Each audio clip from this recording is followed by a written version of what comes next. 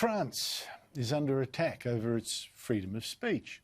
It's under attack from Muslim terrorists inside the country and Muslim leaders outside. Last month, a teacher in Paris was beheaded by a Muslim immigrant for showing his class Charlie Hebdo cartoons of the Prophet Muhammad in a lesson on free speech. He'd warned Muslim students beforehand if these cartoons would offend them, please feel free to leave, but that didn't save him. Last week, there were demonstrations in France honouring this teacher. 2 French cities also screened images of those cartoons on government buildings to insist on their right to free speech. But 2 days later, another Muslim immigrant just arrived in France, went into a Catholic basilica in Nice and virtually beheaded a 60-year-old Christian worshipper. And he cut the throat of the church sexton.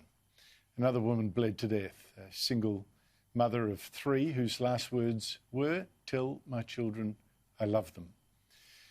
Muslim leaders around the world have said, yes, the murders are terrible, but France must stop showing cartoons of Muhammad. It is blasphemy and it encourages violence. That's the line from Pakistan, Turkey, Egypt, Jordan, and more. Former Malaysian Prime Minister Mohammed Mahathir even said that Muslims have the right to be angry and to kill millions of French people for the massacres of the past. Joining me is a long-time campaigner for free speech, Brendan O'Neill, editor of the online magazine Spiked. He joins me from London. Brendan, thank you so much for your time. The reaction from leaders of the Muslim world is yes, but, yes, beheadings are terrible, but stop showing these cartoons. Is that a fair enough balance to strike? Not in my view. I think you're absolutely right to describe what leaders in the Muslim world are doing. They're playing an extremely cynical game because on the one hand, they're saying, it's terrible someone was beheaded, but on the other hand, they are whipping up their own populations by saying to them, essentially, France is doing something evil. France is allowing people to insult the Prophet. That is unacceptable. That is hate speech, and it's a punishable form of speech. So they're playing a deeply cynical game. But what's really striking is how many people in the West share their outlook. We've just seen Justin Trudeau, the Canadian Prime Minister, saying that, of course, people in France should have freedom of speech, but there has to be limits to freedom of speech, and you can't go around insulting certain religious groups. So woke people and radical Muslim leaders actually share the same outlook, which is that it is evil and wrong to criticise Islam. I think that's a terrible line to take. Well, in fact, that also go the whole woke culture. If you say something offensive, you're responsible for the consequences. You can't do that. This is the whole thing. We're surrendering, the left particularly is surrendering the principle of free speech.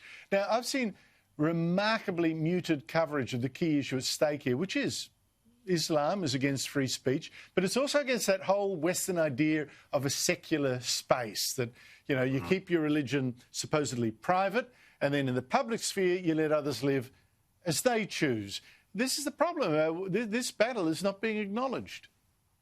It's not been acknowledged at all. I think the coverage of this has been atrocious. I mean, here in the UK and in other parts of the West, there's been very little coverage at all. You mentioned the young mother of 3 who was killed in a church in Nice, whose last words were, "Tell my children I love them," Simone Barreto Silva.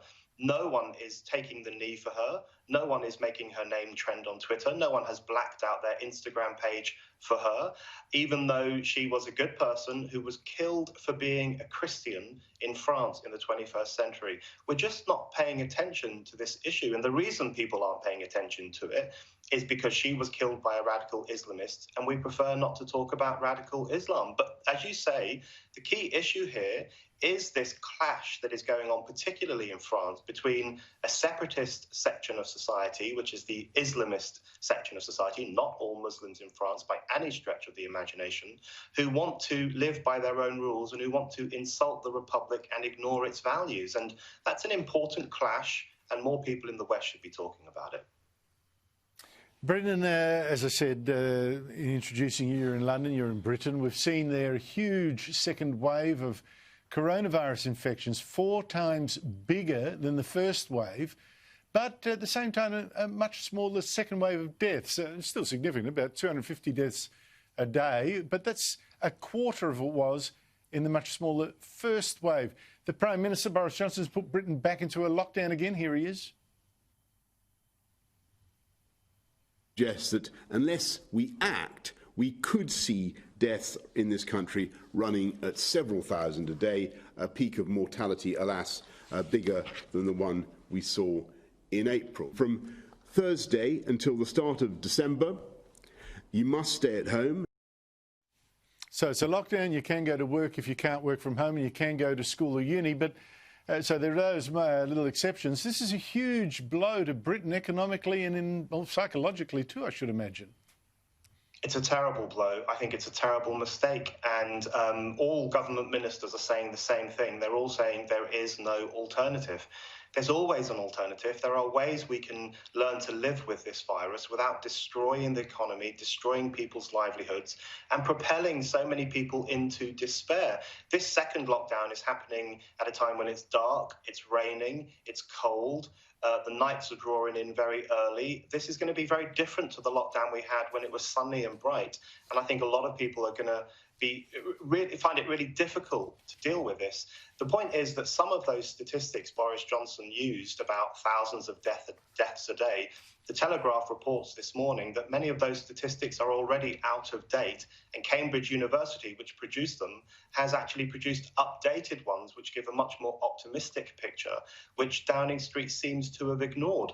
I'm worried that once again, Downing Street is terrorising the population to justify a lockdown and not thinking about the long-term economic health consequences of locking down the population. We've got to break out of this cycle.